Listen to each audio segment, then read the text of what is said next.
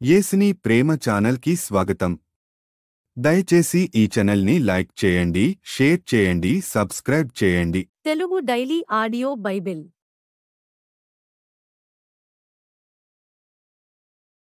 కీర్తనల గ్రంథం 36వ కీర్తన. భక్తిహీనుల హృదయములో అతిక్రమము దేవోక్తి వలె పలుకుచున్నది. వాని దృష్టి ఎదుట దేవుని భయము బొత్తిగా లేదు. అది వాని దృష్టి ఎదుట వాని ముఖస్థుతి చేయుచున్నది. వాని నోట మాటలు పాపమునకును కపటమునకును ఆస్పదములు. బుద్ధి కలిగి ప్రవర్తింపను మేలు చేయను వాడు మానివేసియున్నాడు. వాడు మంచము మీదని పాపయోచనను యోచించును. వాడు కాని నడతలు నడుచువాడు. చెడుతనము వానికి అసహ్యము కాదు. యెహోవా, నీ కృప ఆకాశమునంటుచున్నది. నీ సత్య సందత్వము అంతరిక్షమునంటుచున్నది. నీ నీతి దేవుని పర్వతములతో సమానము. నీ న్యాయ విధులు మహాగాధములు. యెహోవా, నరులను జంతువులను రక్షించువాడవు నీవే. దేవా, నీ కృప ఎంతో అమూల్యమైనది. నరులు నీ రెక్కల నీడను ఆశ్రయించుచున్నారు. నీ మందిరము యొక్క సమృద్ధి వలన వారు సంతృప్తి నొందుచున్నారు. నీ ఆనంద ప్రవాహములోనిది నీవు వారికి త్రాగించుచున్నావు. నీ యొద్ద జీవపు ఊట కలదు.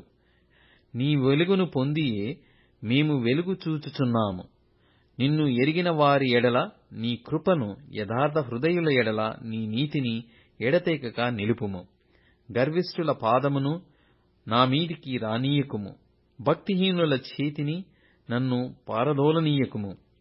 అదిగో, పాపము చేయువారు అక్కడ పడియున్నారు.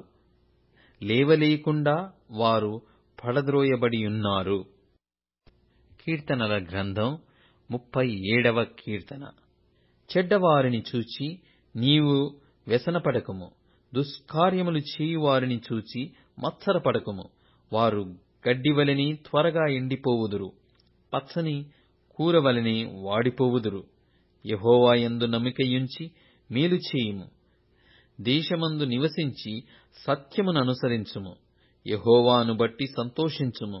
ఆయన నీ హృదయ వాంఛలను తీర్చును. నీ మార్గమును యెహోవాకు అప్పగింపుము. నీవు ఆయనను నమ్ముకొనుము. ఆయన నీ కార్యము నెరవేర్చును. ఆయన వెలుగువలె నీ నీతిని, మధ్యాహ్నము వలె నీ నిర్దోషత్వమును వెల్లడిపరచును. యెహోవా ఎదుట మౌనముగా నుండి ఆయన కొరకు కనిపెట్టుకొనుము. తన మార్గమున వర్ధిల్లువాని చూచి వ్యసనపడకుము. దురాలోచనలు నెరవేర్చుకొను వాని చూచి వ్యసనపడకుము. కోపము మానుము. ఆగ్రహము విడిచిపెట్టుము. వ్యసనపడకము, అది కీడుకే కారణము. కీడు చేయువారు నిర్మూలమగుదురు. యెహోవా కొరకు కనిపెట్టువారు దేశమును స్వతంత్రించుకొందురు. ఇక కొంతకాలమునకు భక్తిహీనులు లేకపోవుదురు.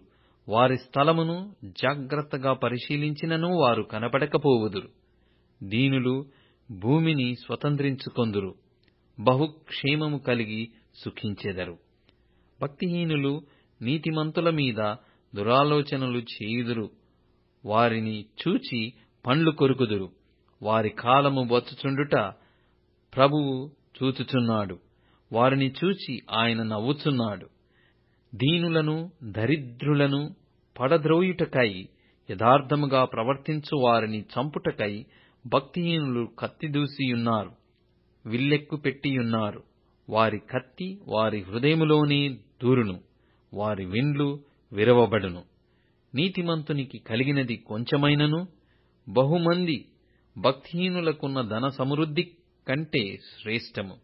భక్తిహీనుల బాహువులు విరవబడును. నీతిమంతులకు యెహోవాయే సంరక్షకుడు. నిర్దోషుల చర్యలను యెహోవా గుర్తించుచున్నాడు. వారి స్వాస్థ్యము సదాకాలము నిలుచును. ఆపత్కాలమందు వారు సిగ్గునొందుదురు. కరువు దినములలో వారు తృప్తి పొందుదురు. భక్తిహీనులు నశించిపోవుదురు. యెహోవా విరోధులు మేతభూముల సొగసును పోలియుందురు. అది కనబడకపోవునట్లు వారు పొగవలె కనబడకపోవుదురు. భక్తిహీనులు అప్పు చేసి తీర్చకయుందురు. నీతిమంతులు దాక్షిణ్యము కలిగి ధర్మమిత్తురు. యెహోవా ఆశీర్వాదము నొందిన వారు భూమిని స్వతంత్రించుకొందురు. ఆయన శపించిన వారు నిర్మూలమగుదురు. ఒకని నడత యెహోవా చేతనే స్థిరపరచబడును. వాని ప్రవర్తన చూచి ఆయన ఆనందించును. యెహోవా అతని చేయి పట్టుకొనియున్నాడు గనక అతడు నేలను పడినను లేవలేకయుండడు. నేను చిన్నవాడనై యుంటిని, ఇప్పుడు ముసలివాడనై యున్నాను. అయినను నీతిమంతులు విడవబడుటగాని వారి సంతానము భిక్షమెత్తుటగాని నేను చూచియుండలేదు. దినమెల్లా వారు దయాళురై అప్పు ఇచ్చుచుందురు. వారి సంతానపు వారు ఆశీర్వదింపబడుదురు. కీడు చేయుట మాని మేలు చేయుము, అప్పుడు నీవు నిత్యము నిలుచుదువు. ఏలయనగా యెహోవా న్యాయమును ప్రేమించువాడు. ఆయన తన భక్తులను విడువడు. వారెన్నటెన్నటికీ కాపాడబడుదురుగాక. భక్తిహీనుల సంతానము నిర్మూలమగును. నీతిమంతులు భూమిని స్వతంత్రించుకొందురు. వారు దానిలో నిత్యము నివసించెదరు. నీతిమంతుల నోరు జ్ఞానమును గూర్చి వచించును. వారి నాలుక న్యాయమును ప్రకటించును. వారి దేవుని ధర్మశాస్త్రము వారి హృదయములో నున్నది. వారి అడుగులు జారవు. భక్తిహీనులు నీతిమంతుల కొరకు పొంచియుండి వారిని చంపజూతురు. వారి చేతికి యెహోవా నీతిమంతులను అప్పగింపడు. వారు విమర్శకు వచ్చినప్పుడు ఆయన వారిని దోషులుగా ఎంచడు. యెహోవా కొరకు కనిపెట్టుకొనియుండుము. ఆయన మార్గము ననుసరించుము. భూమిని స్వతంత్రించుకొనున్నట్లు ఆయన నిన్ను హెచ్చించును. భక్తిహీనులు నిర్మూలము కాగా నీవు చూచెదవు. భక్తిహీనుడు ఎంతో ప్రబలియుండుట నేను చూచియుంటిని. అది మొలచిన చోటనే విస్తరించిన చెట్టు వలె వాడు వర్ధిల్లియుండెను. అయినను ఒకడు ఆ దారిని పోయి చూడగా వాడు లేకపోయెను. నేను వెదికితిని గాని వాడు కనబడకపోయెను. నిర్దోషులను కనిపెట్టుము, యథార్థవంతులను చూడుము. సమాధానపరచువారి సంతతి నిల్చును గాని ఒకడైనను నిలవకుండా అపరాధులు నశించుదురు. భక్తిహీనుల సంతతి నిర్మూలమగును. యెహోవాయే నీతిమంతులకు రక్షణాధారము. బాధ కలుగునప్పుడు ఆయనే వారికి ఆశ్రయదుర్గము. యెహోవా వారికి సహాయుడై వారిని రక్షించును. వారు యెహోవా శరణుజొచ్చియున్నారు గనుక ఆయన భక్తిహీనుల చేతిలో నుండి వారిని విడిపించి రక్షించును. అపోస్తలుల కార్యములు 23వ అధ్యాయము.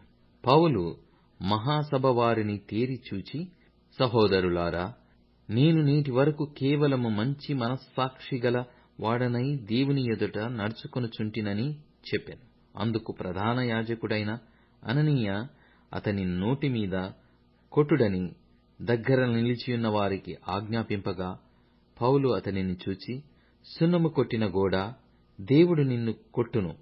నీవు ధర్మశాస్త్రము చొప్పున నన్ను విమర్శింప కూర్చుండి ధర్మశాస్త్రమునకు విరోధముగా నన్ను కొట్టనాజ్ఞాపించుచున్నావా అనెను. దగ్గర నిలిచియున్నవారు, నీవు దేవుని ప్రధాన యాజకుని దూషించెదవా అని అడిగిరి. అందుకు పౌలు, సహోదరులారా, ఇతడు ప్రధాన యాజకుడని నాకు తెలియలేదు. నీ ప్రజల అధికారిని నిందింపవద్దు అని వ్రాయబడి యున్నదనెను. వారిలో ఒక భాగము సద్దూకయులును మరియొక భాగము పరిసయ్యులునై ఉన్నట్టు పౌలు గ్రహించి, సహోదరులారా, నేను పరిసయ్యుడను, పరిసయ్యుల సంతతివాడను. మనకున్న నిరీక్షణను గూర్చియు మృతుల పునరుత్థానమును గూర్చియు నేను విమర్శింపబడుచున్నానని సభలో బిగ్గరగా చెప్పెను. అతడలాగు చెప్పినప్పుడు పరిసయ్యులకును సద్దూకయులకును కలహము పుట్టినందున ఆ సమూహము 2 పక్షములు ఆయెను. సద్దూకయులు పునరుత్థానము లేదనియు దేవదూతయైనను ఆత్మయైనను లేదనియు చెప్పుదురు గాని పరిసయ్యులు రెండును కలవని ఒప్పుకొందురు. అప్పుడు పెద్ద గొల్లు పుట్టెను. పరిసయ్యుల పక్షముగా ఉన్న శాస్త్రులలో కొందరు లేచి, ఈ మనుషుని యందు ఏ దోషమును మాకు కనబడలేదు.